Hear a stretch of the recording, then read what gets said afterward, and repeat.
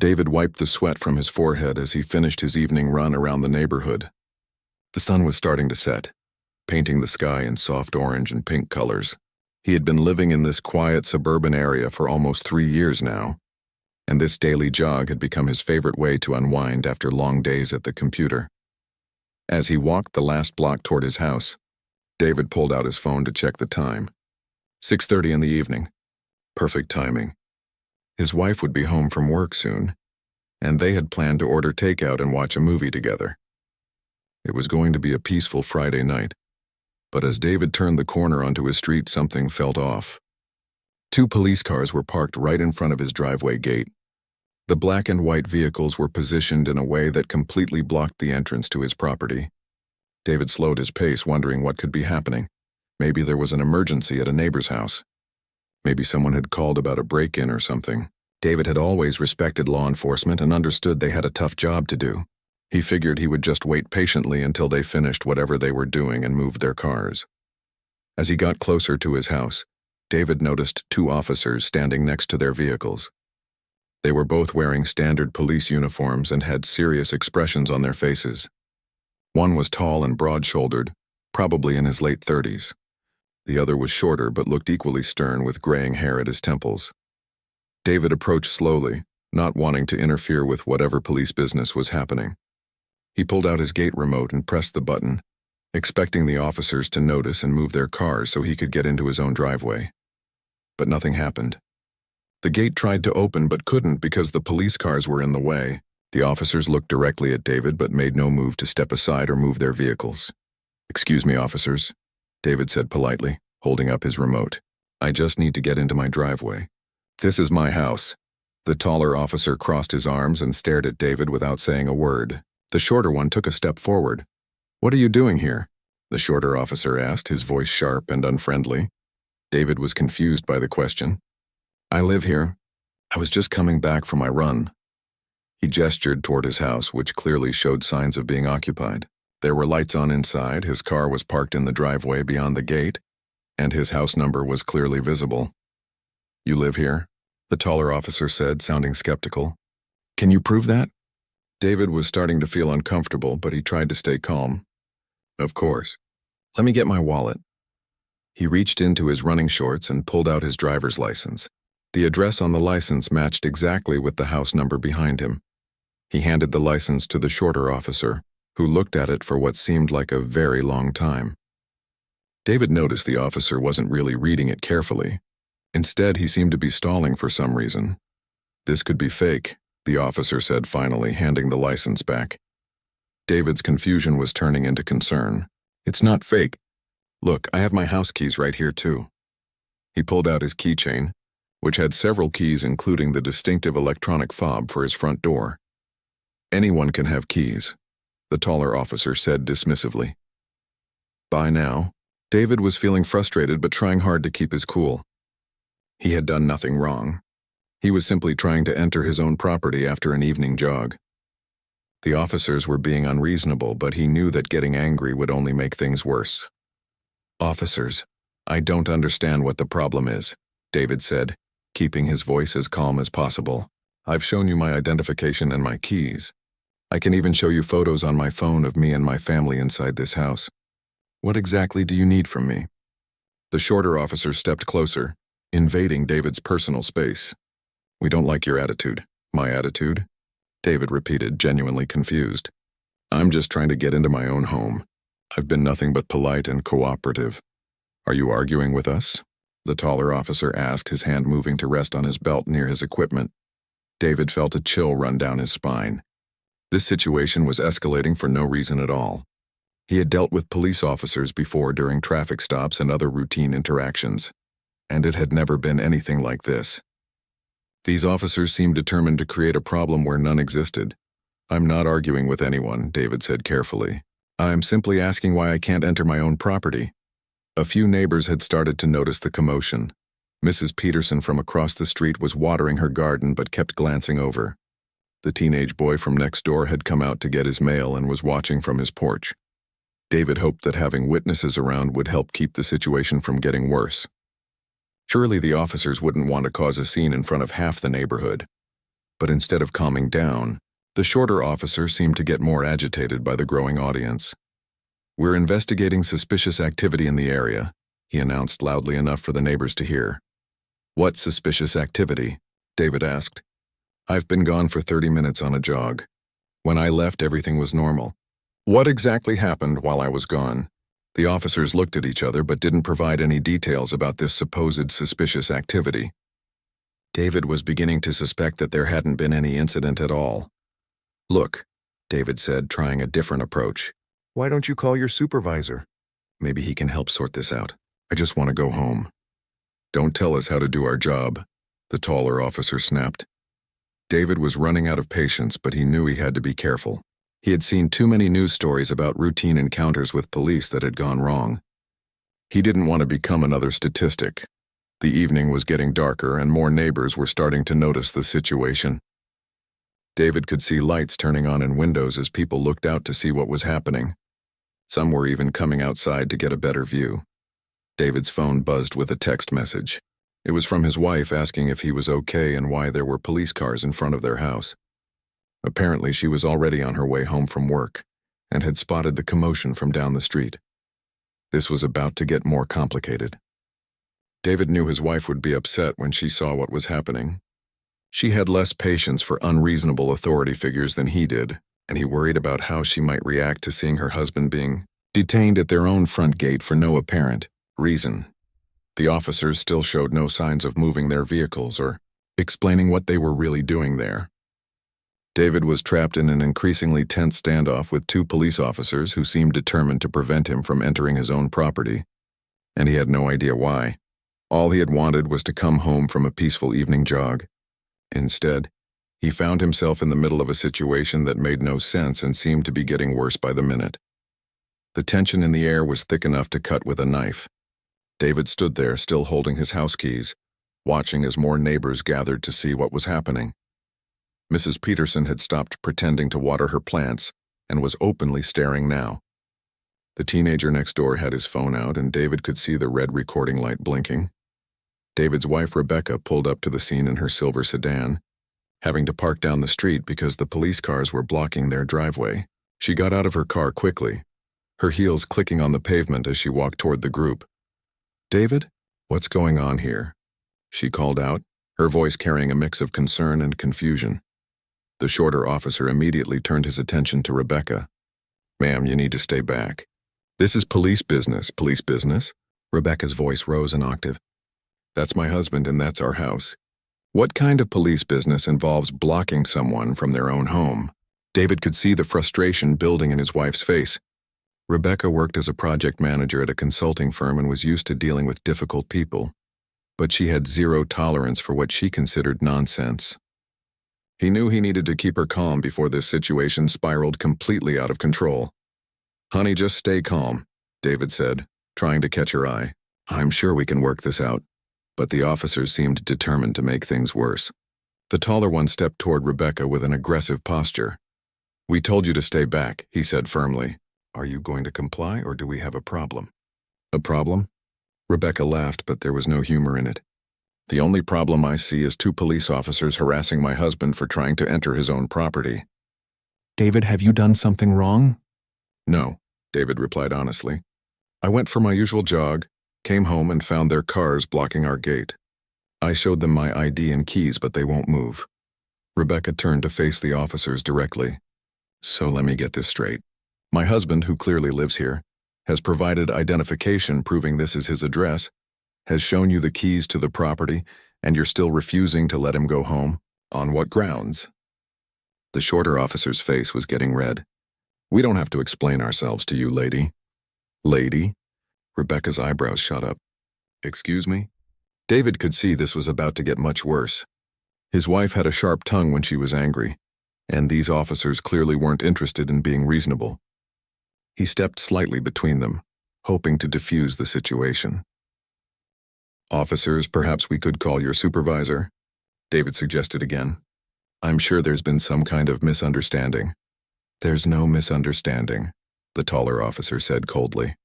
"We're investigating suspicious activity, and until we're satisfied, nobody's going anywhere." "What suspicious activity?" Rebecca demanded. Be specific. What crime has been reported? What evidence do you have? What probable cause do you have for detaining my husband? David was impressed by his wife's questions but also worried. She was using legal terminology, which might make the officers think they were trying to be difficult or challenging their authority. The shorter officer stepped closer to Rebecca, clearly trying to intimidate her. Your husband's been acting suspicious, walking around the neighborhood casing houses. Casing houses? David couldn't help but laugh. I was jogging. I do the same route every day. You can ask any of these neighbors. They see me run past their houses every evening. Mrs. Peterson from across the street chose that moment to speak up. Officer, I've seen David jogging in this neighborhood for years. He waves to me every day when he passes my house. The taller officer turned and glared at Mrs. Peterson. Ma'am, we didn't ask for your input. Please go back inside. This is a public street, Mrs. Peterson replied firmly. I have every right to stand in my own yard. By now, at least a dozen neighbors had gathered. Some were recording with their phones, others were just watching with concerned expressions. David could see the officers were getting more frustrated as their audience grew. You know what I think? The shorter officer said, his voice getting louder. I think this whole story about living here is suspicious. Nice house, expensive car in the driveway. How does someone like you afford a place like this? David felt his stomach drop. The officer's meaning was crystal clear, and it had nothing to do with any suspicious activity. This was about something else entirely. Someone like me, David repeated quietly. Yeah, the officer continued, apparently not caring that everyone could hear him. This is a nice neighborhood. A lot of hardworking people here. Just seems odd, you know? Rebecca stepped forward, her face flushed with anger. Are you seriously questioning whether my husband belongs in this neighborhood based on how he looks? I didn't say that, the officer replied quickly, but his tone suggested otherwise. You didn't have to, Rebecca shot back. Your meaning is perfectly clear. David put a hand on his wife's arm, trying to keep her from saying something that might make the officers arrest both of them. But inside he was furious. He had suspected this was about more than just some imaginary suspicious activity. But hearing it spelled out so clearly was infuriating. The teenage neighbor with the phone had moved closer and was clearly capturing everything. David noticed several other neighbors were also recording now. At least there would be evidence of what was really happening here. Officers, David said, trying one more time to be reasonable. I've lived in this house for 3 years. I pay my mortgage, I pay my taxes, I work hard just like everyone else here. I've never had any trouble with the law. I just want to go inside my own home. Well, maybe you should have thought about that before you decided to act suspicious, the taller officer said. What exactly did I do that was suspicious? David pressed. I jogged past these houses the same way I do every single day. I was wearing running clothes and obviously sweating from exercise. I came straight home. What part of that suggests criminal activity? The officers looked at each other and David could see they didn't have a good answer. There was no suspicious activity. There never had been. This was harassment, pure and simple. You're being argumentative, the shorter officer said finally. I'm asking legitimate questions, David replied. In America, that's not a crime. Don't lecture us about America, the taller officer snapped. The comment hung in the air like a challenge. David felt his anger rising, but he forced himself to stay calm. Getting emotional now would only give them an excuse to escalate things further. Rebecca wasn't as controlled. Don't lecture you about America.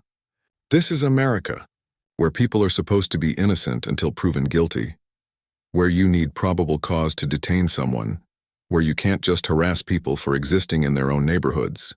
Ma'am, you need to calm down, the shorter officer warned. I am calm, Rebecca said, though her voice suggested otherwise.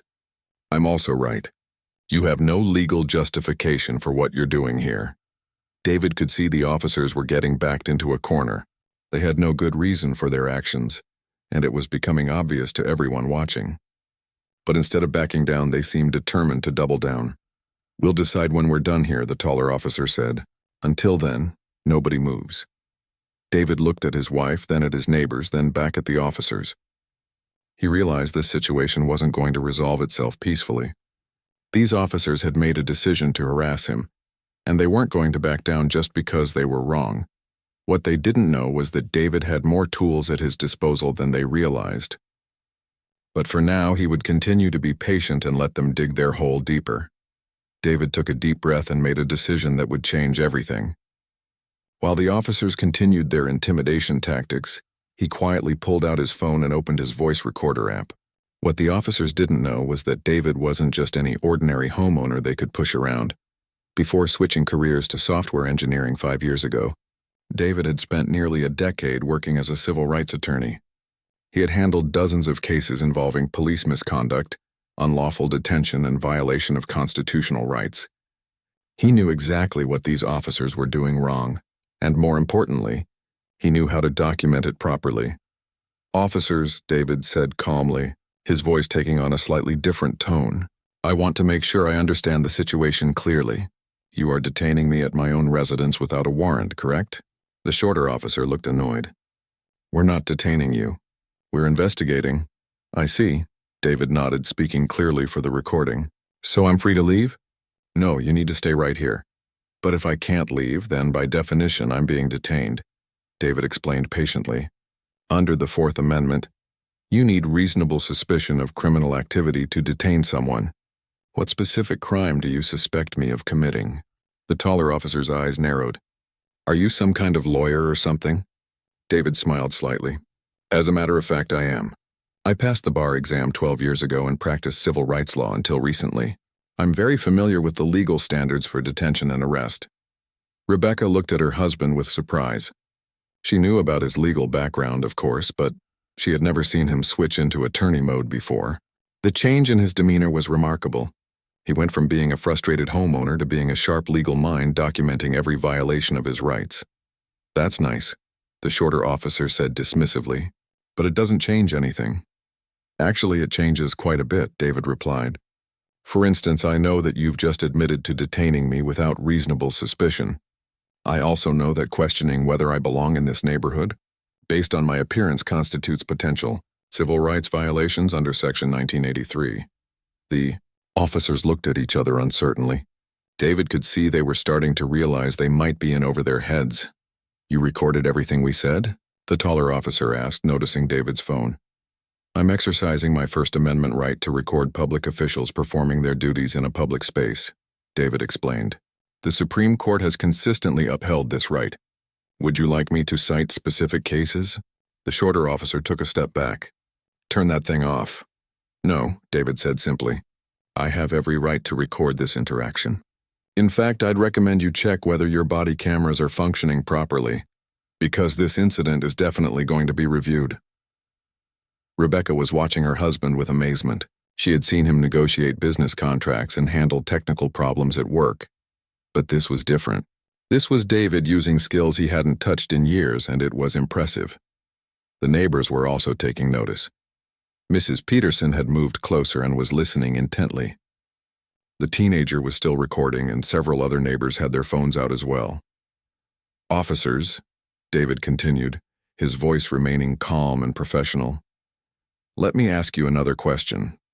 Have you received any complaints about criminal activity in this area tonight?" "We don't have to answer your questions," the taller officer replied. "That's true, you don't," David agreed.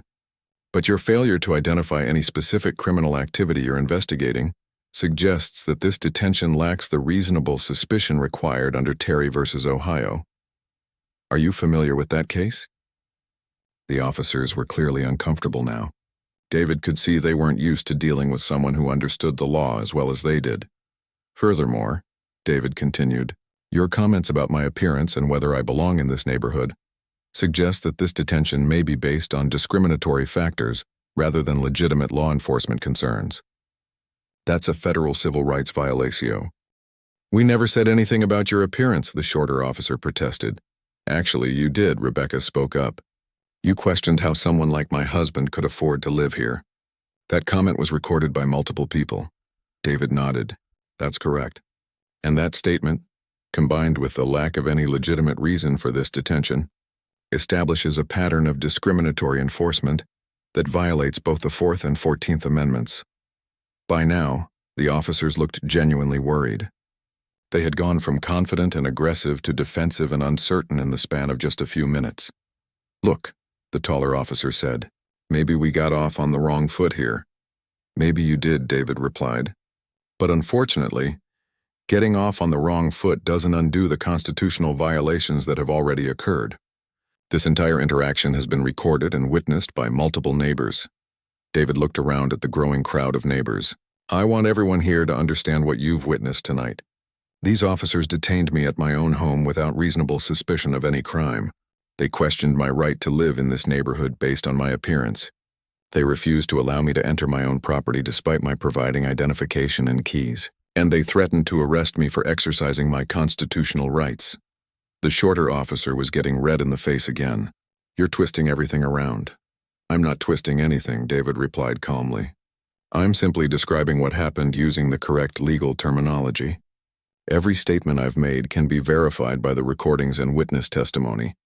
David turned to address his neighbors directly. I want you all to know that what happened here tonight can happen to any of you. These officers felt comfortable violating my rights because they thought I wouldn't know how to respond. They thought I would just accept their harassment and go away quietly. Mrs. Peterson spoke up again. David, we all saw what happened. It was completely uncalled for. Thank you, Mrs. Peterson, David said. And I want everyone to know that I'll be filing formal complaints about this incident. Not just to make a point, but to prevent this from happening to other people in our community.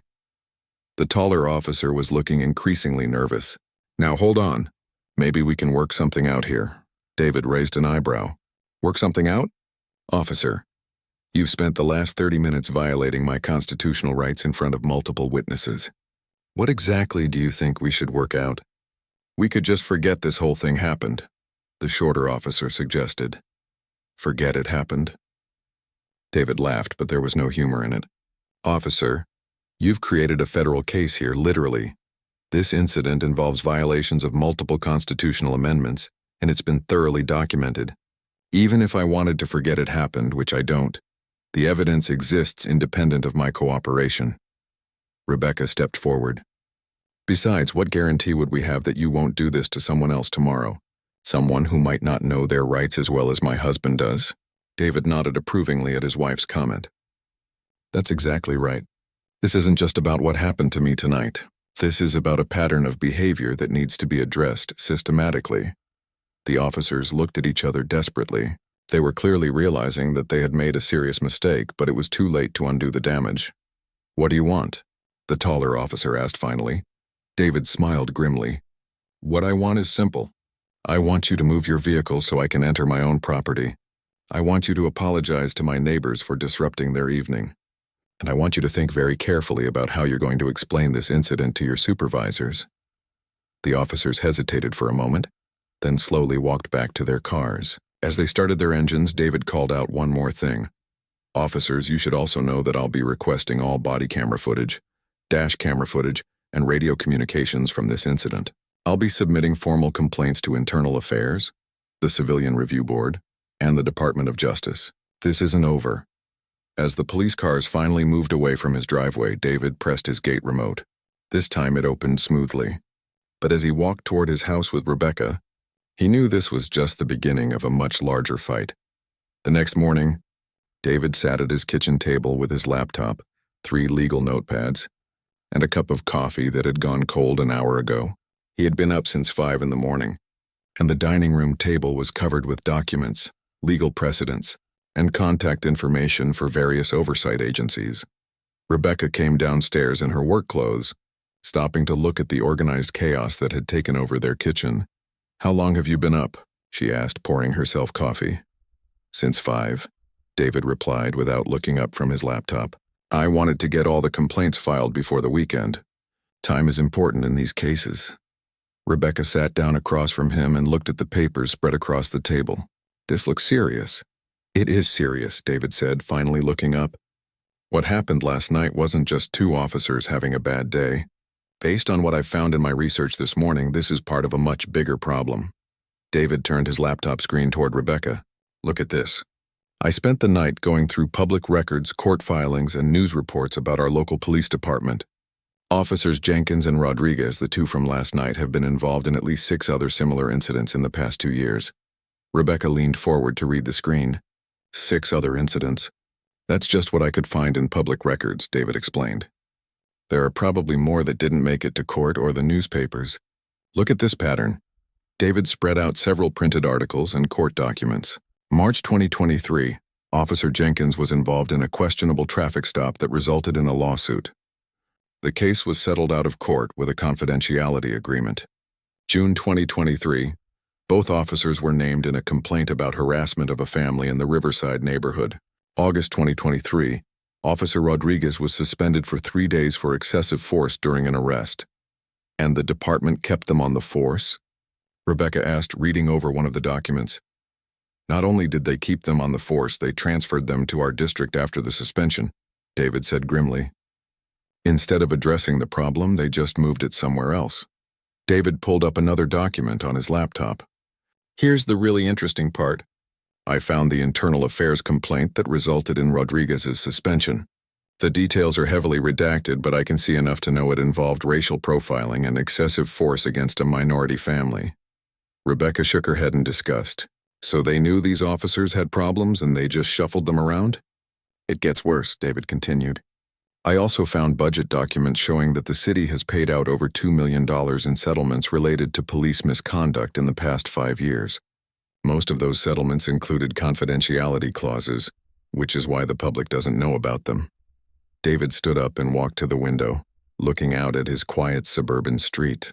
The city would rather pay money to keep victims quiet than actually fix the problem.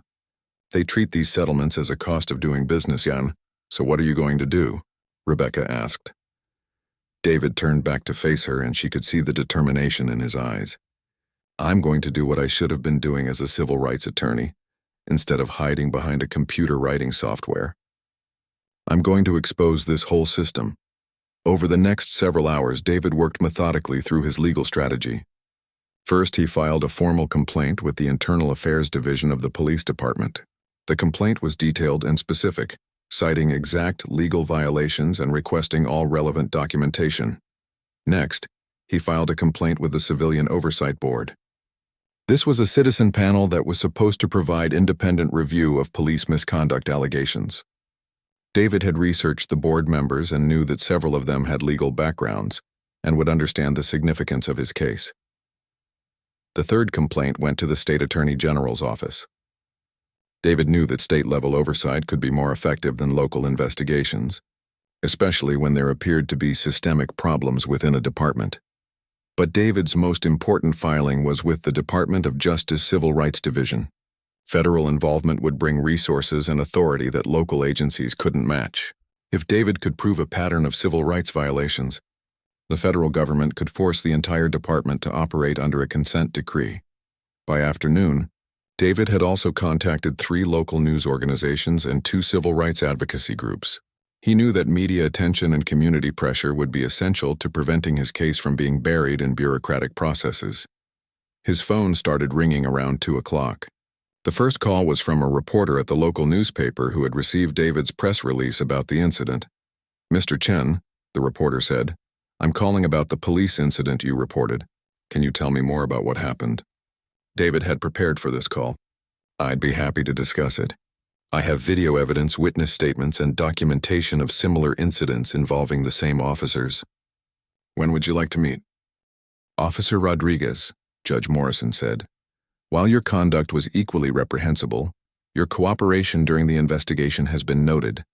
You are sentenced to 6 months in federal prison, 2 years of probation, and permanent termination from law enforcement. The judge then turned to address the broader systemic issues. This court is also issuing a consent decree requiring the city police department to operate under federal oversight for a minimum of 5 years. The department will be required to implement comprehensive reforms in training, supervision, and accountability. The consent decree was a major victory for civil rights advocates. It meant that the federal government would have direct oversight of the police department's operations, with the power to enforce changes and monitor progress. Judge Morrison continued. The city is also ordered to pay Mr. Chen compensatory damages in the amount of $200,000 and punitive damages of $1.5 million. These damages reflect not just the harm done to Mr. Chen, but the need to send a clear message that this type of systematic misconduct will not be tolerated. Outside the courthouse after the hearing, David was surrounded by reporters and supporters. The case had drawn national attention, and his story had become a symbol of the fight for police accountability. "Mr. Chen," one reporter called out, "what's your reaction to today's outcome?" David thought for a moment before answering. "I'm satisfied that justice was served, but this was never really about money or revenge. This was about making sure that what happened to me doesn't happen to other people." "What would you say to other victims of police misconduct who might be watching?" another reporter asked. "I would say that you have rights and those rights matter," David replied. "Don't let anyone convince you to stay quiet about injustice. Document everything, know your rights, and don't be afraid to fight back through the legal system." Maria Santos stepped up to the microphone. "This case shows that individual action can lead to systematic change. Mr. Chen's courage in fighting back has resulted in reforms that will protect countless other people in this community." As the crowd began to disperse, David and Rebecca walked quietly to their car. The past 6 months had been exhausting, but David felt a sense of accomplishment that he had never experienced in his software career. "So what now?" Rebecca asked as they drove home.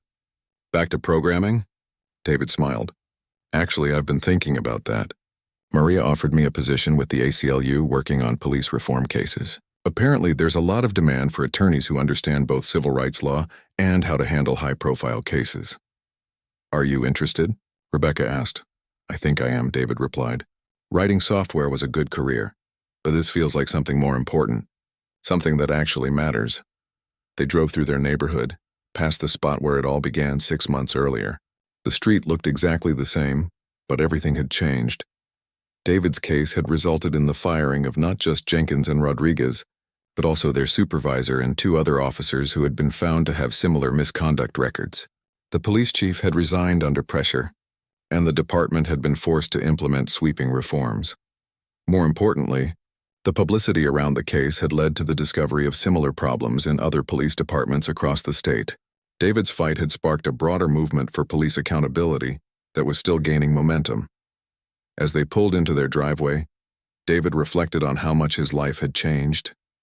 6 months ago, he had been a quiet software engineer who just wanted to come home from his evening jog in peace. Now he was considering a career change that would put him on the front lines of civil rights law. "You know," David said to Rebecca as they walked toward their front door, "I never thought I'd say this, but I'm actually grateful for what happened that night." "Grateful?" Rebecca looked surprised. "It forced me to remember who I really am," David explained. "I spent 5 years hiding behind a computer, avoiding conflict, trying to live a quiet life. But some fights are too important to avoid. Those officers thought they could intimidate me because they assumed I wouldn't know how to fight back. They were wrong." David looked back at the street where it all began. Sometimes it takes a moment of injustice to remind you that you have the power to demand justice. I'm glad I remembered that power, and I'm glad I used it. As they entered their house, David knew that his quiet days were over. But he also knew that he was exactly where he was supposed to be, doing exactly what he was meant to do. The 2 officers who had blocked his gate that evening had indeed ended their own careers. But they had also awakened something in David that had been sleeping for too long. Justice had been served, reforms had been implemented, and David had found his true calling. It was, he thought, a pretty good outcome for what started as a simple jog around the neighborhood.